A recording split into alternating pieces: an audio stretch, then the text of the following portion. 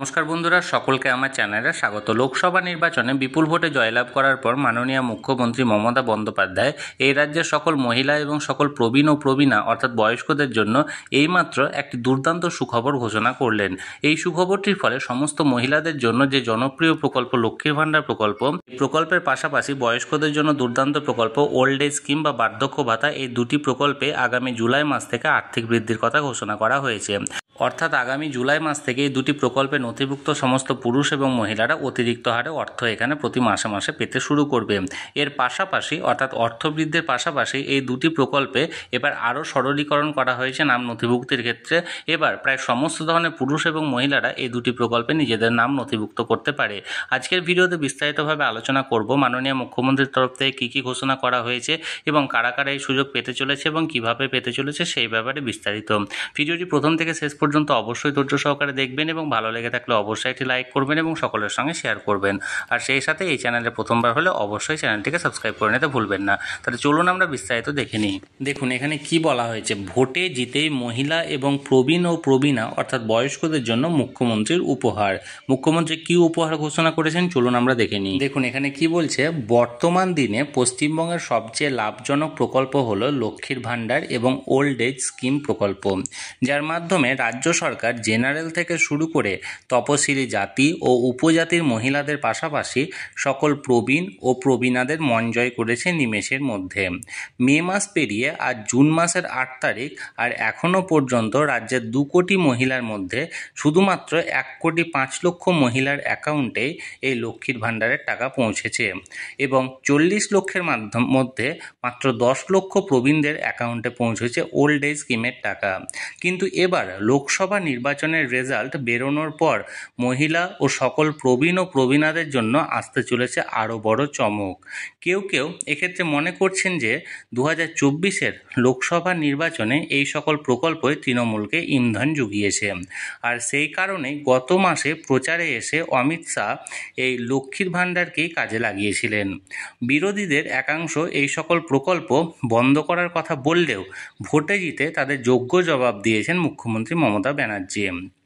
আর মুখ্যমন্ত্রীর নির্বাচন পরবর্তী বক্তব্যে মুখ্যমন্ত্রী লক্ষ্মীর ভাণ্ডার ও বিধবা ভাতা ও ওল্ড এজ স্কিম সম্পর্কে যে আপডেট দিয়েছেন তা শুনে অত্যন্ত খুশি রাজ্যের সকলেই।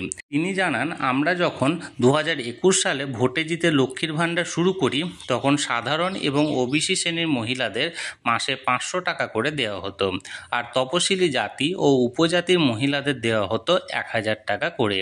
কিন্তু সময়ের সাথে সাথে দ্রব্যমূল্যের বৃদ্ধি দেখে লোকসভা নির্বাচনের আগে আমরা সেই টাকা বাড়িয়ে 1000 এবং 1200 করেছি।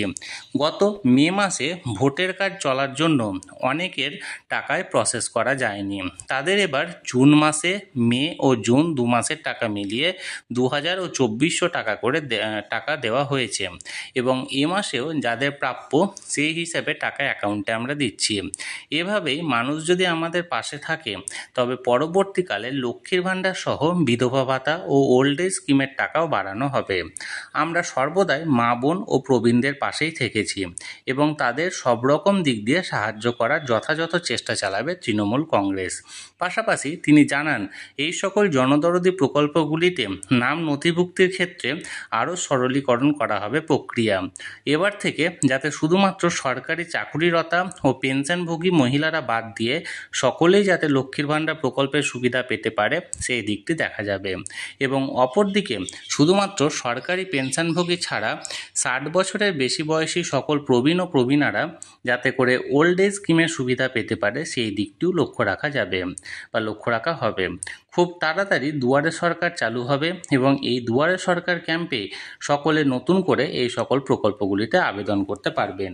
এই সমস্ত কিছুর পাশাপাশি লোকসভা নির্বাচনের কারণে যে সমস্ত মা বোন এবং প্রবীণাদের লক্ষ্মীর ভাণ্ডার সহ ওল্ড এজ স্কিমের টাকা এখনও পর্যন্ত অ্যাকাউন্টে দেওয়া হয়ে ওঠেনি, সেই ব্যাপারে তিনি জানান যে আমরা সর্বতোভাবে চেষ্টা করছি এবং আগামী 10ই জুনের মধ্যে এই সকল জনদরদি স্কিমের সমস্ত ধরনের টাকা অ্যাকাউন্টে ক্রেডিট হয়ে যাবে যাবে সমস্ত উপভোক্তার বলে তিনি আশ্বাসন দিয়েছেন। তাহলে বন্ধুরা, লক্ষ্মীর ভাণ্ডার সহ বিধবা ভাতা, বার্ধক্য ভাতা বা ওল্ড এজ স্কিম সমস্ত স্কিমের টাকা আগামী দিন থেকে বাড়ানো হতে পারে, এইরকমই সম্ভাবনার কথা শুনিয়েছেন মাননীয় মুখ্যমন্ত্রী মমতা বন্দ্যোপাধ্যায়। এই নিয়ে যে আপডেটটি তিনি দিয়েছিলেন সরাসরি আমরা সেটা শেয়ার করলাম। এই নিয়ে যদি কোনো আপনাদের মতামত বা কোনো প্রশ্ন থাকে অবশ্যই কমেন্ট করে জানাতে পারেন। আর সামনের দুয়ারে সরকার ক্যাম্প থেকে শুরু হতে চলেছে নতুনভাবে আবেদনের প্রক্রিয়া। এবারে নতুন করে নাম নথিভুক্তির ক্ষেত্রে আরও সহজ করা হবে সমস্ত প্রক্রিয়া।